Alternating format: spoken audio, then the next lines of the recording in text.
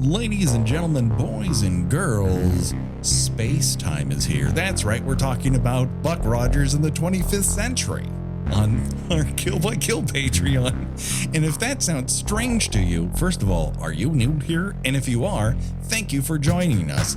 On Patreon, we do two things. We talk about something we want to talk about, or we talk about something you ask us to talk about. And this month, it's an us, or specifically a me, as we talk about Space Vampire, episode 14 of Buck Rogers in the 25th century. And as always, there's only one person that if I'm going to go on a space holiday with, I'm going to ask her to come along. The one, the only, Gina Radcliffe. How are you doing today, Gina? I'm good, but I have to tell you, I am a short, slightly pudgy woman. I'm not going to look good in those skin tight space outfit with a little cropped shirt that Aaron Gray wears. That's going to look like, you ever like open up a can of Pillsbury biscuit dough? Sure. And a little bit bulges out of it. That's kind of what I would look like in this getup. Well, Aaron Gray looks fantastic in this, and even she suffers at moments from the constraints of these costumes. They don't flatter. Like Gil Gerard, again, for 1978, he was built. Like now, that would be like a dad bod. Yeah, consider that. He's burly, but yeah, definitely. He was considered manly in 1978, which meant he had some heft to him. But in those Lycra things, it doesn't do him any benefit at all. Oh, and yeah. Then they add that black belt to it. Yeah. He's handed a belt. He's handed like, here, take this special belt. And it's a fucking weightlifting belt. I'm like, what does the belt give him, Gina? I'm still flummoxed. We're at the point like, we're going to search this ship. And he's like, okay. And he goes, well, you better take one of these belts. And he's like, sure. And he puts on a belt. I'm like, what the fuck there's nothing on the belt. What am I missing here? Is he going to be lifting things? Are they worried that he might get a hernia or something? No, he isn't that age. Yeah, it's true. This is before we really understood that you got to lift with, your knees and not with your back. So, and listen, Gerard looks like he's been lifting a lot with his back in this. So my admission here, and this is entirely my fault. We bounced around a bunch of things that we were going to cover here this month, and we kind of decided The Empty Man, which I've been kind of like hyping a bit on Twitter and whatnot. I really like that movie, but it's also over 2.5 hours long, and it was a lot given our current schedules. So I ruminated on something that I had watched in my youth that had scared me, and that thing was The Vampire in Space Vampire. I love that this scared you. I think that's adorable. I do remember watching Buck Rogers when I was a kid, although I was more a fan of Battlestar Galactica. Sure. That's your flavor of Glenn A. Larson. I get it. Right. I can't say I know of this episode because it's fans of the show seem to name this one as a favorite.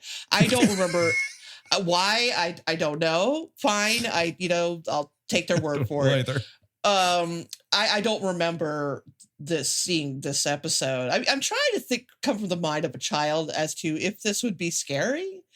And I guess so. I saw that Space Vampire, and it, again, was such a scared child that the idea of the prairie scared me.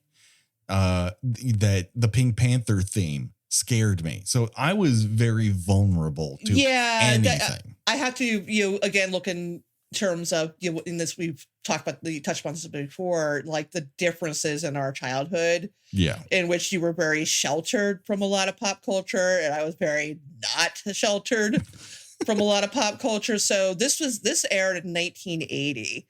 Yeah. Which would have been within a year after Salem's Lot aired. Right. And I didn't know that Salem's Lot existed. Right, which I did. I have a very strong recollection of watching it on television, and I would have been about 7.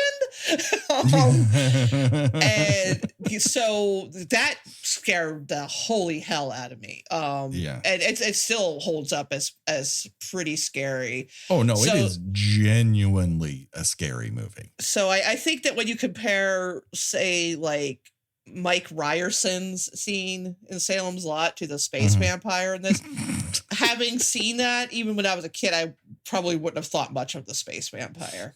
No, whereas I was petrified. And the very idea of this walking, talking broccoli with a unibrow. I was gonna say I love that he constantly looks like someone just farted in front of him. He just has this kind of, I guess he's supposed to be sneering, but he just sort of yeah. he's just sort of making an ew face.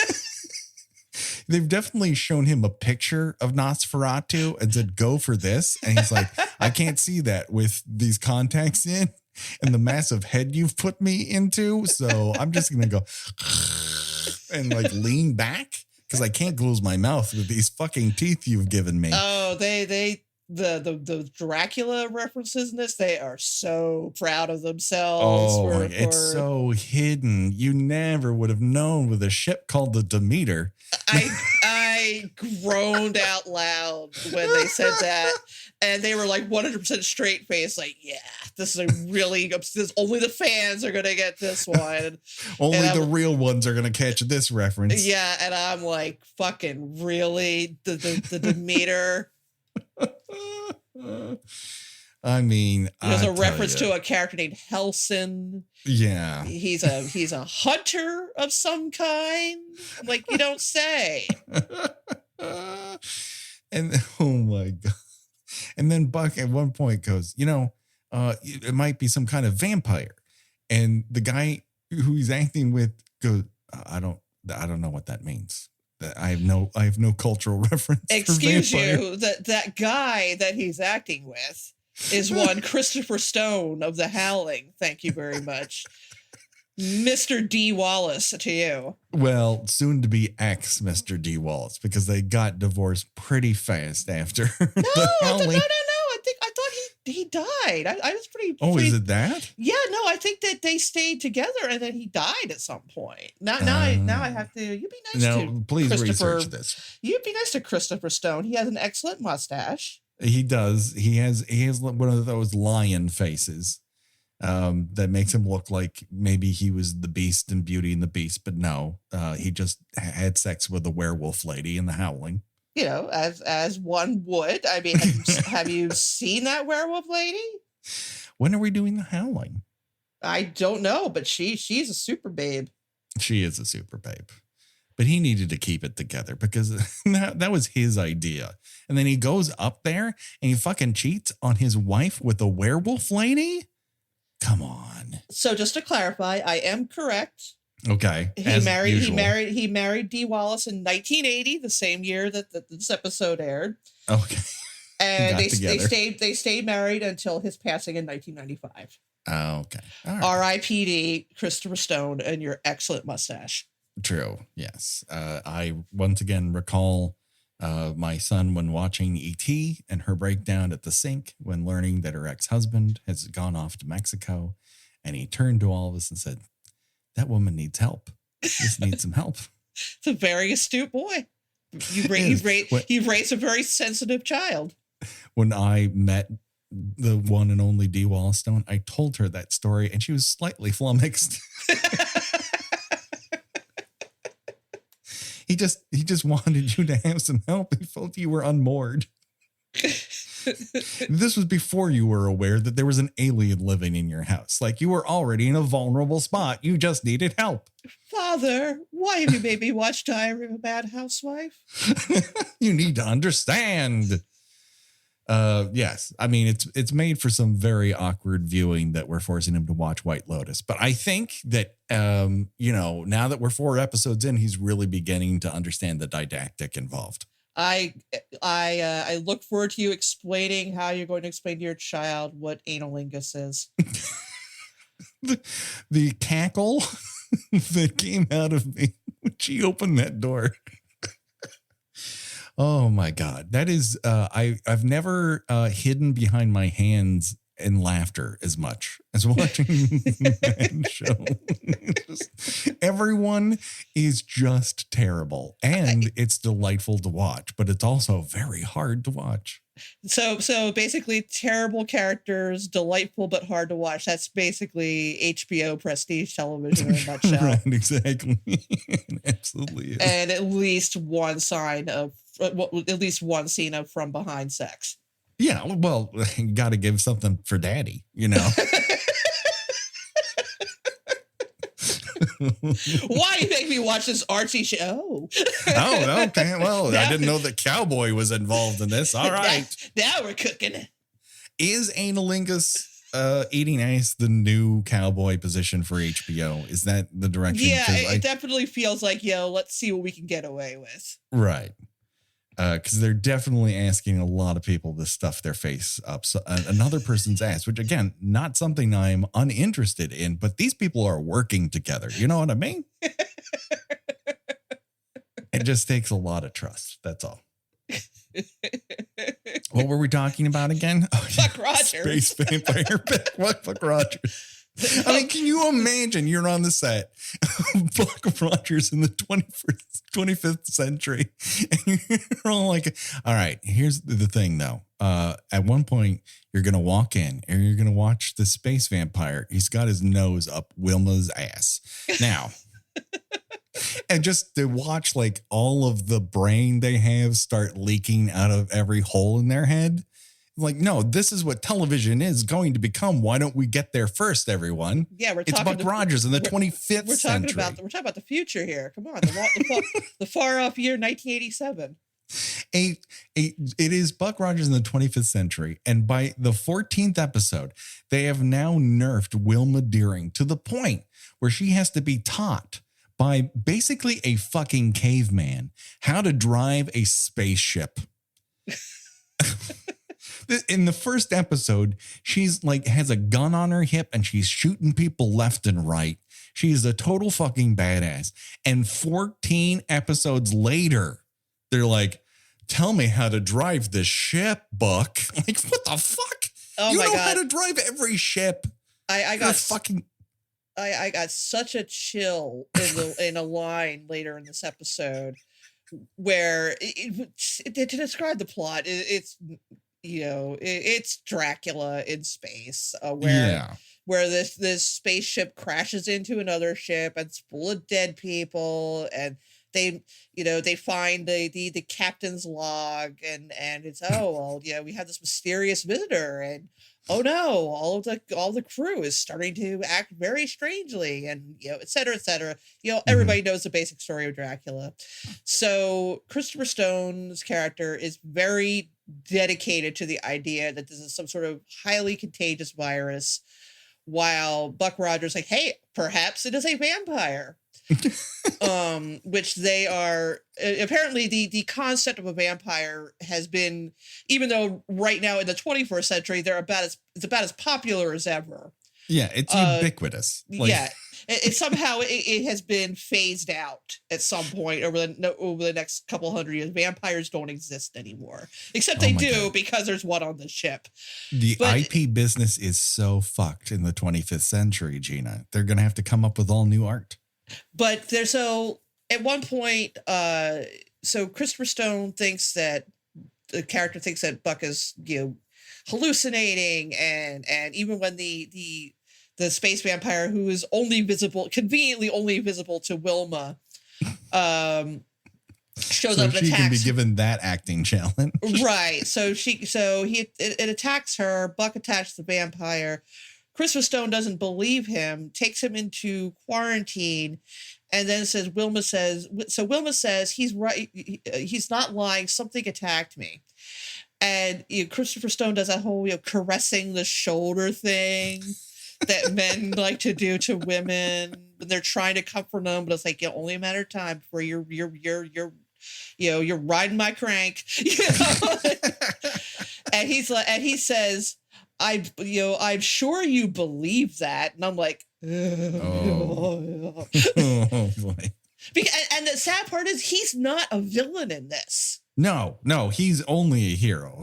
Yeah, he's not at all. Like, you would expect that, you know, if this was now, he would be working for the vampire. Right. But he's he would be. That's the one thing this is missing is someone who's eating space bugs. Right. I don't know how they skip that over.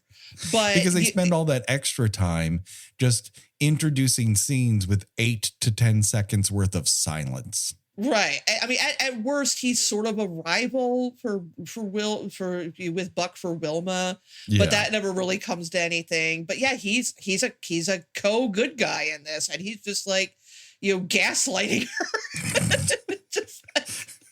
But that was normal. No one thought of that as you know, damaging. He's just comforting her. You know, I'm sure you believe that, honey. Let's go take it. Let's go rest. Yeah. Let's get you lying down in the same Lycra outfit. And like, she's fit as hell. And even she can barely contain this fucking outfit that they've given her. It should be illegal. Yeah, I mean, nobody knows the concept of vampires in the 21st century, but everybody knows aerobics. Yeah. You know, jazzercise is still a thing. My favorite incongruous element is like, it was always a struggle for Universal Sci-Fi shows to demonstrate that something was in the future.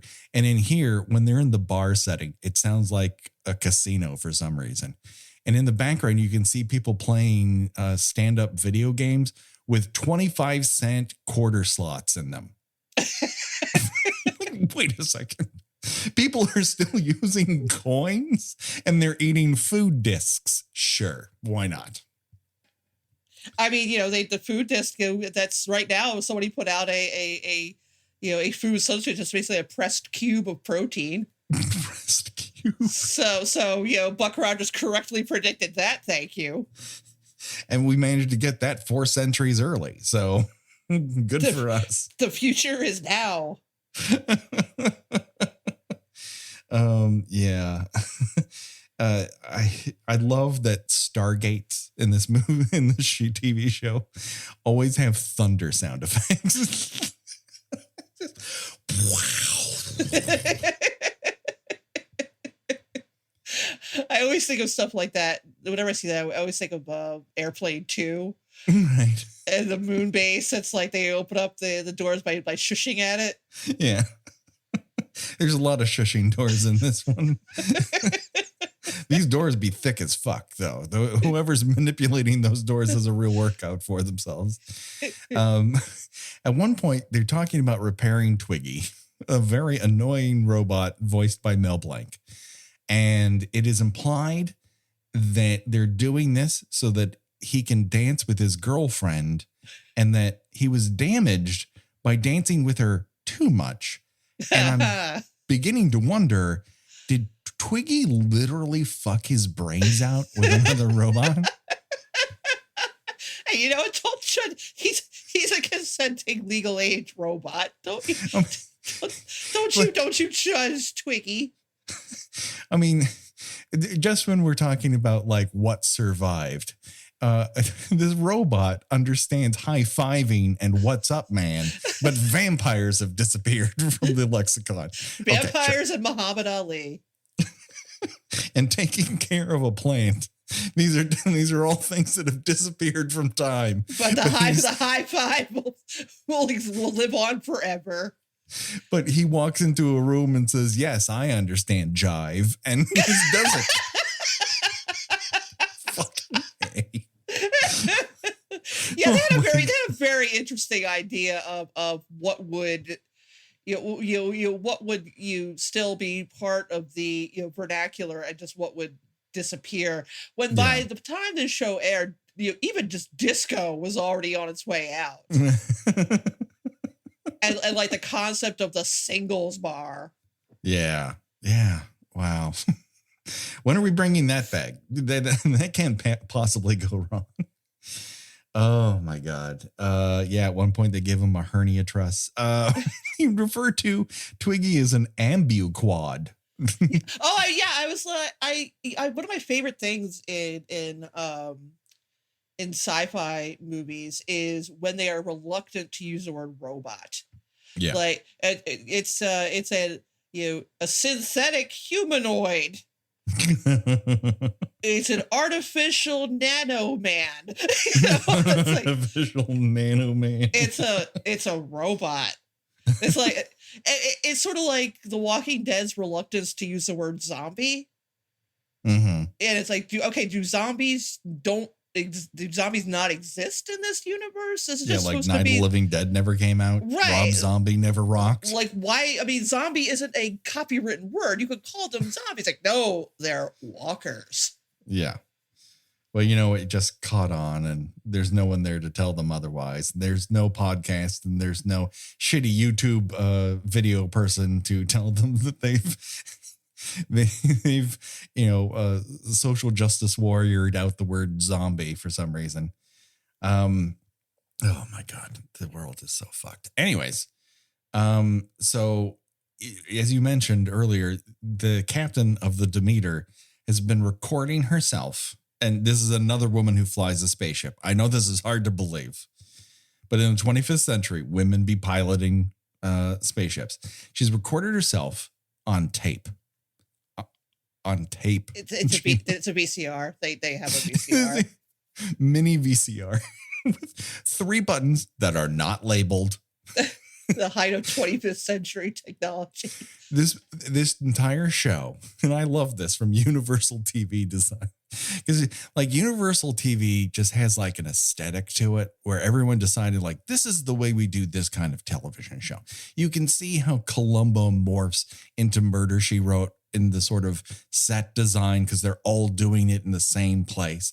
And you can really see like there's a reason like $6 Million Man to Bionic Woman to Battlestar Galactica to 25th Century. Like they all have like similarities where they're reusing props, and they love colored cubes with no labeling. Yep. Like just, oh my God, it's so great that we have 3 of these buttons. What do? I don't know. And no thought into it. Let's just put it on screen. And right around that time, they decide this is a virus of some kind. And you just, the one that went through my mind is Kurt Russell going, everybody's tired. Nobody trusts anyone. Well, the funny thing is that the woman playing the captain of the Demeter isn't really the strongest actor in the world. So her mood stays exactly consistent. Yeah. From log to log. Like the first one, she's like, we have a strange passenger on board. And then the next one, people are getting sick. They're acting very strange. And the next one, well, there's only 2 of us left now. It's like, I'm glad you're not too ruffled about this, Captain. Well, someone's got to keep their emotions in check while they're making this mini VCR diary. Meanwhile, the director of this episode has pointed a camera at Aaron Gray and said, I want to film you having every emotion so I can just cut in 2-second snippets of it endlessly into every single scene. And she's like, okay, it's a paycheck. And that's what happens during that entire thing. You just cut to her and she's like, oh, I'm so scared. I'm very concerned. I am puzzled. I'm kind of horny now. It's all in there. I'm very cold. There's a lot of very cold. Mostly she's cold. And then Buck is all like, you mean it's a vampire? And the ship's doctor's like, I don't know what that is. Meanwhile, back on Earth, Dr. Hauer, a character who's barely in this and really doesn't need to be in this episode, but is shoved in there anyways, is apparently feeding the plant that Buck asked him to take care of with Brawndo. Did Idiocracy rip off Buck Rogers in the 25th century is what I'm asking you? I would not be particularly surprised. He has an extended run of bits with a clock face that is telling him he's bad at taking care of plants. And it's like, Was there not enough plot? There are space vampires involved in this. He's like, maybe you're not the best person to take care of plants. It's like, why would I care? Why would I care? I think that they felt that they needed to have a little comic relief. Oh, there's plenty of comic relief. Yeah, but I meant like intentional comic relief.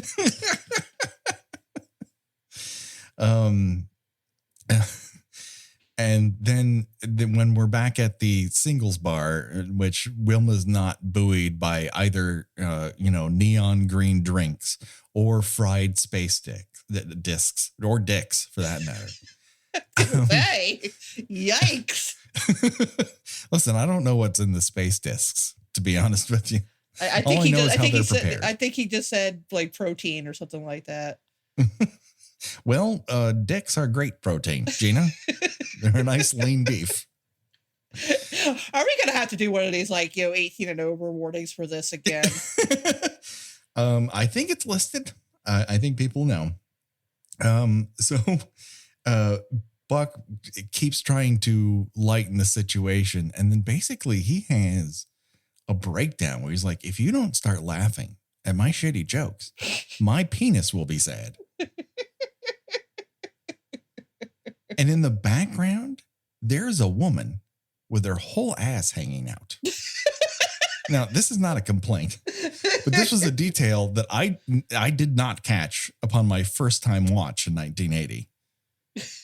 And I've not watched it since. I was going to say, I mean, if you pointed out, hey, Mom, you can see a old lady's butt, you would never be allowed to watch that show again. Oh, my mother was very concerned with this show. There's a princess in this show that literally dresses like Vampirella. And she was great. And she's nowhere to be found in this episode. And if there's anyone I want to see go up against a space vampire, it's Princess Amidala. But it's not Amidala. What is her fucking title? I can't even remember. Oh, I don't even remember. It's Princess something or other.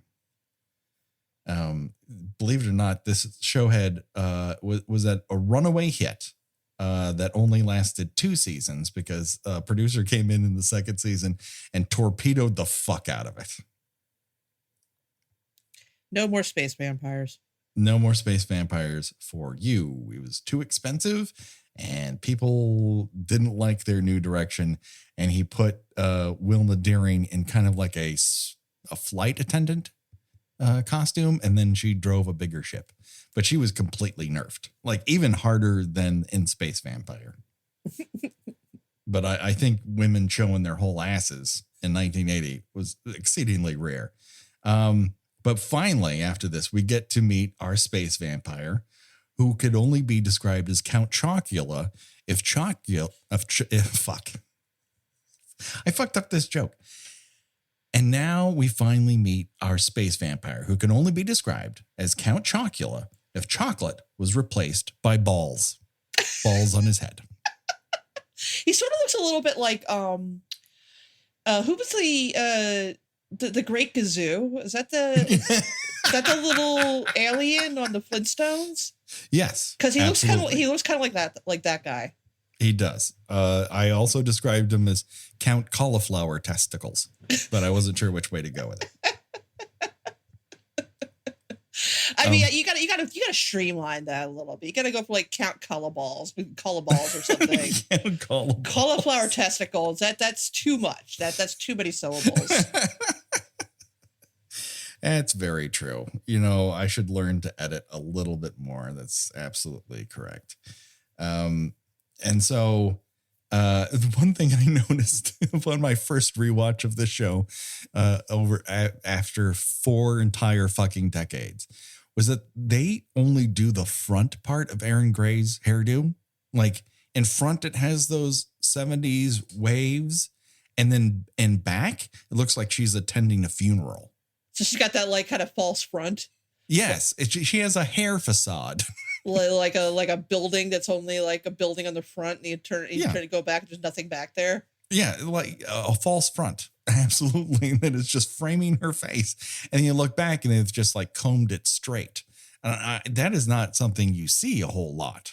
Well, I love that when she is eventually, I guess, possessed by the vampire or turned under into a his sway. vampire. Yeah. Yeah. Her hair, you know this, and then this was very much a thing in 70s horror, is that her hair gets bigger. Oh, I forgot Well, two more comparisons I could make to what the space vampire looks like. Sure. For a younger audience that might not recognize some of our dustier references, like the Great Kazoo, for instance. He looks like Megamind, the villain in the children's I think it might have been DreamWorks movie that came out some years ago. With a more bifurcated head, though, to really drive that ball-centric look forward. Yeah. And then he also sort of looks like Myron Reducto from Harvey Birdman. It was one of my favorite characters in all of animation. Oh my God, man, that show is so fucking good. It's criminal how good it is. One of the cornerstones of my sense of humor. I feel like I was like, I don't know if this was worth it. You know, obviously there's some part of me that was drawn to this because I was actually scared of it as a kid. And then we get a scene in which the vampire hunter has been recorded surreptitiously, and he fights himself while dressed in a silk pirate shirt. Oh, it's great. It's very much like the scene in Fight Club where Edward Norton is just punching himself in the face. Yes. I was also reminded of that one sensual dojo death in Nightmare on Elm Street 4. Yes. Where they ran out of money and they're like, try to karate yourself. And he's like, okay. Yeah. When anyone says that's their favorite Nightmare on Elm Street, I'm kind of like, even the self karate death, that's your top? Really? Okay. I mean, there is a clumsy charm to it, but if you're gonna try to say that it's scary, that no.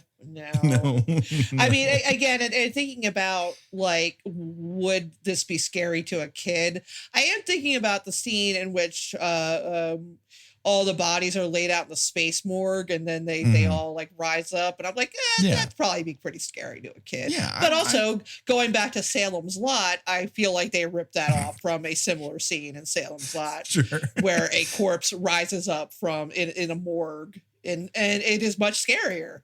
Yeah. I assume at this point they're like, all right, kids are kind of might be getting over Star Wars. This is before Empire Strikes Back comes out. So you're like, I don't know. Between this and the vampire laser sex of Universal's Dracula, maybe we should do a vampire episode. And like, oh, sure. Do we have money for vampire sex? No. Also, he can't put his mouth on her neck. Just have that's him that's a little too sexy. That's a little too sexy. Have him do the Crocodile Dundee. I'm gonna make this cattle go to sleep thing on her neck. And somehow, like, how do you it's even worse than making a vampire sparkly. This completely desexualizes. Yeah, it's not entirely. obviously you should be able to glean from our various descriptions of him. This is not your mom's Frank Langella vampire. This is not a sexy vampire. Because Frank Langella could get your mom off, and I just don't think that this kind of broccoli testes is really going to fucking do it for anybody. No, and I mean, it's as if they didn't make him look bad enough that they give him this like enormous unibrow. Which were shown in close-up multiple times, and it never looks like it's attached to his head. Not even once. Yeah, they keep using, I guess he's hypnotizing people with his eyes, which again, that's a Dracula thing. Fine. Sure. But they also keep using the same static shot of the close-up of his eyes. Like they got it once and they never wanted to do it again. Right. So they just reused the same shot. They glow red, make a little noise, and then it just and he can only see in a red filter, apparently, which reminds me of that great shot in Popeye when Bluto gets really angry and opens his eyes and everything is red. Like literally, like everything is red. Is that the reference that's being made in Kill Bill when everything turns red? I would love to think that it is. I just feel like Quentin Tarantino would very animatedly talk about what a great movie Popeye is. And you know what? You know what? He's fucking right. We learned that their laser pistols are very delicate. They're not very large. They're petite. Another thing I love is that Buck has this object that he says, oh, I think this might be a 25th century version of a cross. Yeah. And Wilma does not confirm this, which I think is a little weird. And I don't know. She just sort of looks at him like, yeah, I guess. And it's like, well, you should be able to tell him, yes, that's a cross, or no, that it's an Ankh or a Star of David, or like a the 25th century version of wearing a Coke spoon around your neck.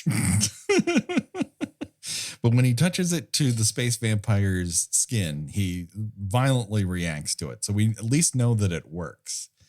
And in between multiple establishing shots that were on a space station, like I fucking get it. I watched the beginning of the show. Vorvon, that's the space vampire's name.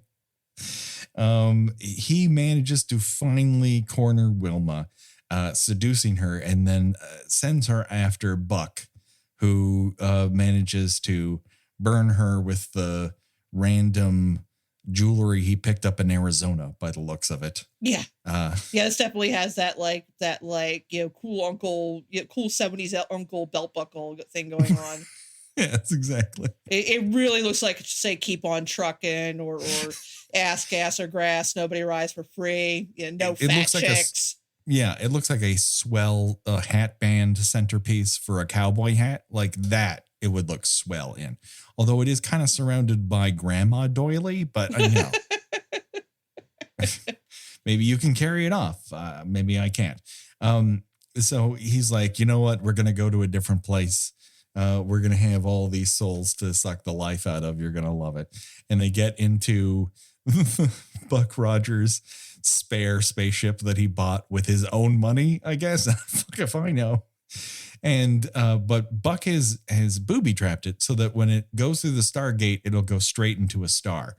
But it has Wilma on it, so he has to take off and somehow convince her not to get into the escape pod and leave, and which was set up in the very first scene in the show. And then the spaceship just crashes into a star. And the only important thing that we learn in this whole thing is that in the 25th century, signage will all have that SpongeBob meme capitalization where it's like small, large, large, small, small, small, large, large, small, small, large. But in like robot font. Like, who thought this was a good idea? This is how you tell people they're stupid. But this is Buck Rogers in the 25th century. So if we're going to choose our own death venture, it's pretty much in between, be held under sway, in between life and death by, Count Collar. What did we call him? Collyballs. Dr. Collyballs. Or Dr. Acula. Or as from the Mystery Science Theater 3000 movie Uncle Scrotor. Uncle Scrotor. Oh wow. Yeah. So it's either that or get flown straight into the sun. Which one would you choose and why? Straight into the sun. Why not? I mean, you get a lot of yellow and purple lightning going on all around you. Yeah, well, that's all right. That's a pretty groovy way to go. The only other death that is presented in this episode is the plant that Buck has given this other character to take care of, and it obviously died Dr. Hewer. So would you like to be, killed by Dr. Hewer over a period of time, which looks to be very short? Well, I don't know. Like that seems like the flying into the sun thing. That seems quick. I mean, the plant. Yeah. I mean, even a day or two dying is too long. This is very true. Yeah, I'm also going with flying into the sun in the space Winnebago. That's the way to do it. Anyone who tells you anything different is lying. That just about does it, unless you have anything else to say about Buck Rogers in the 25th Century's Space Vampire.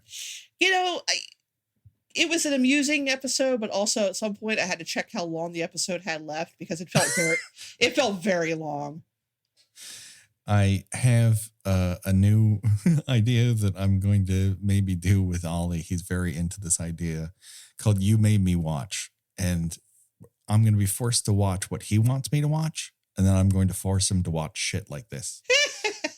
You know, I sort of feel like a kid would get a kick out of this, though, because kids don't really care about like shitty special effects. I think that he would find that this, you know, how corny it is to. Mm-hmm. I think he would find that entertaining.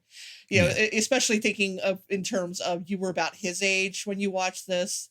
And I think certainly if you emphasize, oh, this was really scary when I was your age, I think he would find that very funny. He does love to make fun of me. So, yes. Well, I mean, what other purpose do you have in having a child and someone who can constantly bust your stones over and over? And you know what? I'll tell you something. As the parent of an adult child, it does not stop. I've got that to look forward to. So yeah, that pretty much does it. Next month will be our listener's choice. You will choose what we watch and talk about. So please do that. Thank you very much for supporting us here on Patreon.